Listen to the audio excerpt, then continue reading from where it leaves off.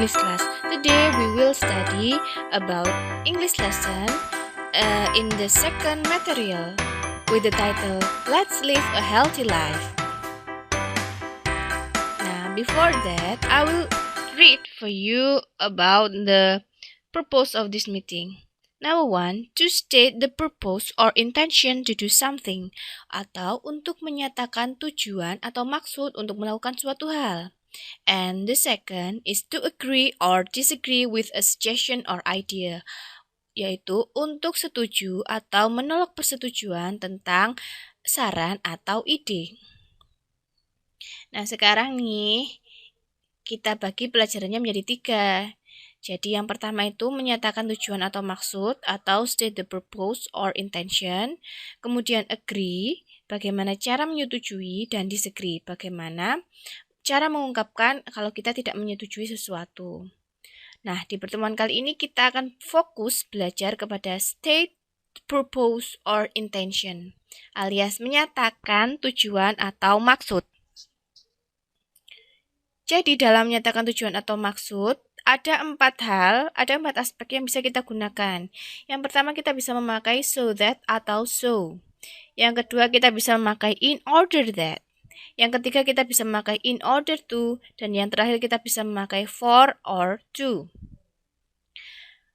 Oke, so that atau so yang artinya sehingga. Kalimat ini menghubungkan 2 klausa. Jadi, cara menyusunnya adalah klausa pertama plus so that or so plus klausa kedua.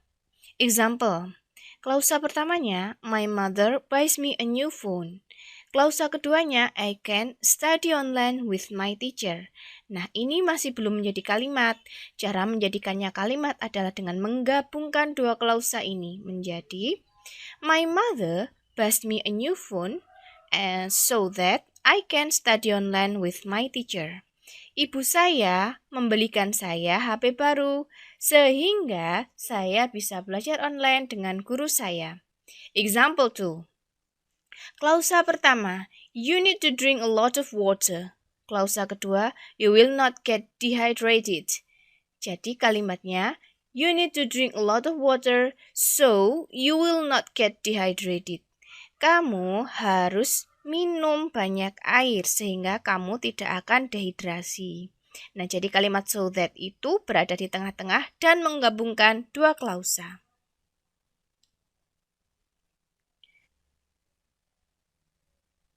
In order that, yang artinya dengan tujuan atau agar atau supaya. In order that menghubungkan 2 klausa dan hanya bisa berada di tengah kalimat.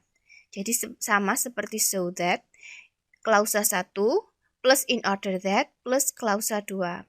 Contohnya, he works hard, he will be rich. Sentence-nya jadi, he works hard in order that he will be rich. Dia bekerja keras dengan tujuan atau agar dia menjadi kaya. Example 2, klausa pertama, Iqbal joins English competitions. He becomes the first winners. Menjadi, Iqbal joins English competition in order that he become the first winner. Iqbal mengikuti lomba bahasa Inggris dengan tujuan dia menjadi pemenang pertama. Sampai sini kita ke konjungsi yang hampir mirip dengan in order that, yaitu in order to. Artinya sama dengan tujuan atau agar. Nah, bedanya apa? Bedanya adalah kalau in order that hanya ada di tengah-tengah. Nah, kalau in order to sama menghubungkan 2 klausa tapi bisa dipindah posisi. Jadi, caranya klausa plus in order to plus verb 1 atau be. Atau in order to ditaruh depan plus verb 1 atau be, koma plus klausa. Jadi, klausa ini tidak dihubungkan dengan klausa. Setelah to harus ketemu verb 1 atau be plus adjective atau noun. Misalnya nih, you must take a bath twice a day.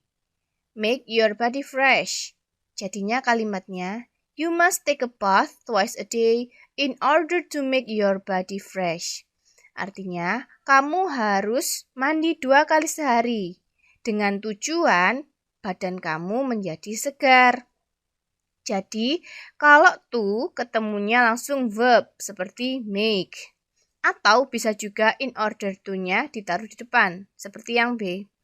In order to make your body fresh, you must take a bath twice a day.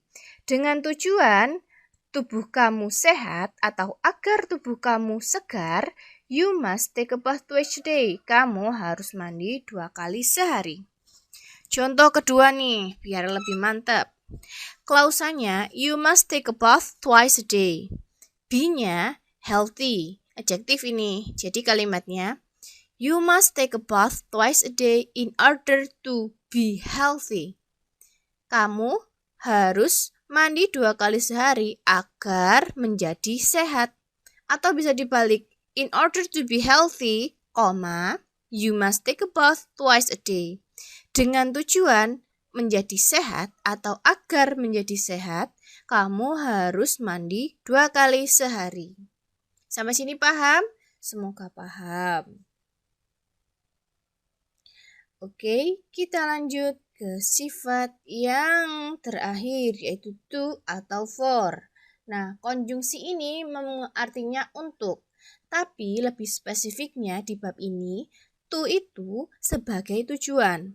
Jadi untuk sebagai tujuan. Kalau for itu sebagai alasan.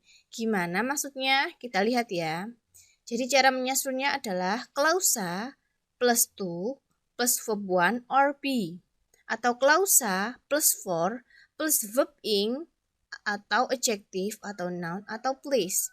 Jadi kalau to pasti ketemunya verb 1 atau be. Tapi kalau for ketemunya verb ing atau langsung ke adjektifnya. Kita lihat. Example 1, klausanya, we must be at home. Kita harus berada di rumah.